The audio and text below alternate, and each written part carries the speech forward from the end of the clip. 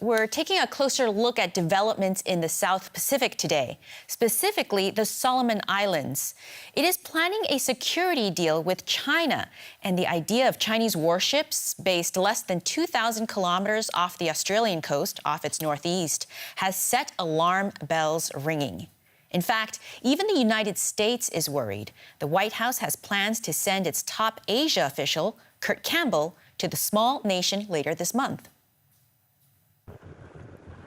The ongoing battle for influence between China and the West is shifting to the South Pacific.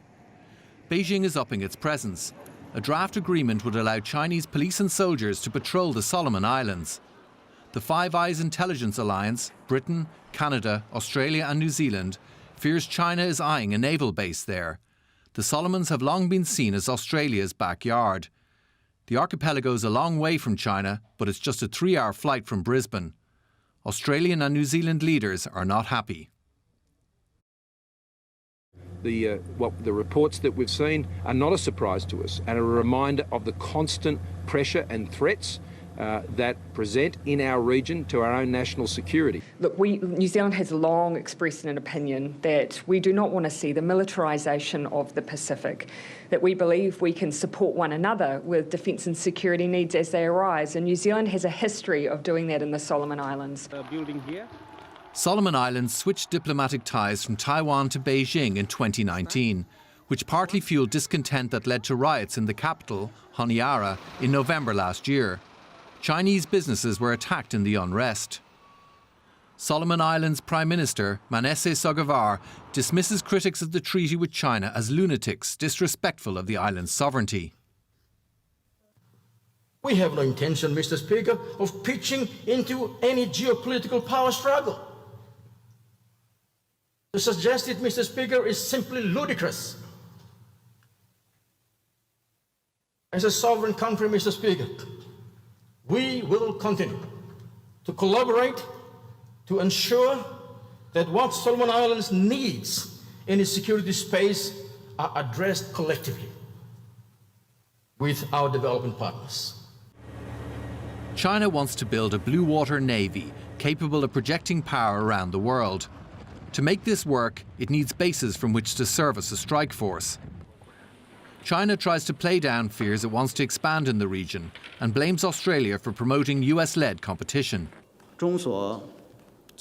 As two independent and sovereign countries, China and Solomon Islands can carry out normal law enforcement and security cooperation on the basis of equal treatment and mutual benefit. The West has been stunned by the speed with which China has moved to militarize the man-made islands in the South China Sea. A move to Solomon Islands increases the risk of escalation and potential conflict. Joining us in the studio is DW's Clifford Coonan. Clifford, tell us more about this proposed security deal. I thought Australia had some kind of relationship with the Solomon Islands. It does. It already has a security deal, and it also has a very complicated and intertwined relationship with the Solomon Islands. You know, as we mentioned in the report, it's a 2-hour flight from Brisbane. And the South Pacific is seen very much as Australia's backyard, its sphere of influence. And it gives $1.3 billion every year in development aid, and it has various other security guarantees. When there was unrest there in November last year, they sent security forces there to shore up the unrest. So they do have this very complicated relationship, but it's also a very a difficult balancing act in many ways for Australia, as we can see in a quote here from Scott Morrison. As a friend of Solomon Islands, we remain their first call for security. We remain the first call when it comes to the issues that concern them right across their development aid. The suggestion that somehow some seem to be making that Solomon Islands is somehow under the control of Australia, I think is offensive to the Solomon Islands. They are a sovereign nation. I respect their independence, and they will make their own decisions about their own sovereignty. What we have been doing is ensuring that they are fully aware of the risks and the security matters that are not only of concern to Australia, but islands, Pacific nations across the Pacific. So I think there, what that comment shows that if you look at it from the Solomon Islands perspective, you know, they're 151st in the 189 countries on the UN Human Development Index, so it's a poor country. It needs Australia's help, but then China can also offer economic guarantees as well as security guarantees. So it's a very vulnerable country with a lot of needs. I think a lot of people in Asia are probably looking at the situation and wondering the parallel with the South China Seas, because this potential security agreement can quickly turn into a very permanent military installation. Can you talk a little bit about that? Sure. Well, China wants to establish itself as the premier power broker in the Indo-Pacific, and it's done this through various means, through trying to broker deals with various countries, usually economic guarantees. In some ways, Solomon Islands is unusual because it's a straightforward security guarantee, which is something that we've seen in Djibouti in Africa before, but we haven't really seen it so much in the region near to China. So it does have a lot of parallels there. We've seen how China has militarized these 3 islands, which are near the Philippines, which has led recently to the Philippines talking to Japan.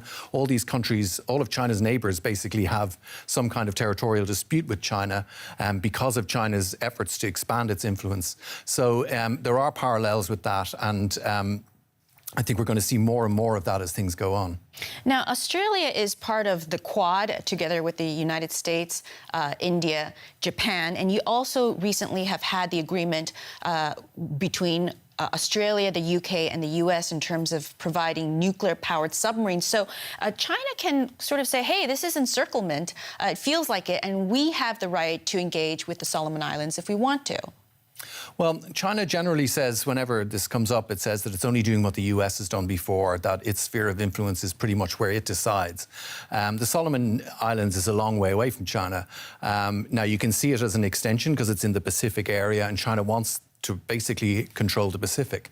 So encirclement is one argument, but in reality, this is more just about trying to control the Pacific.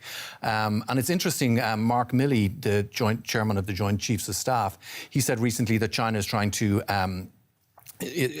break the established system of rule of law.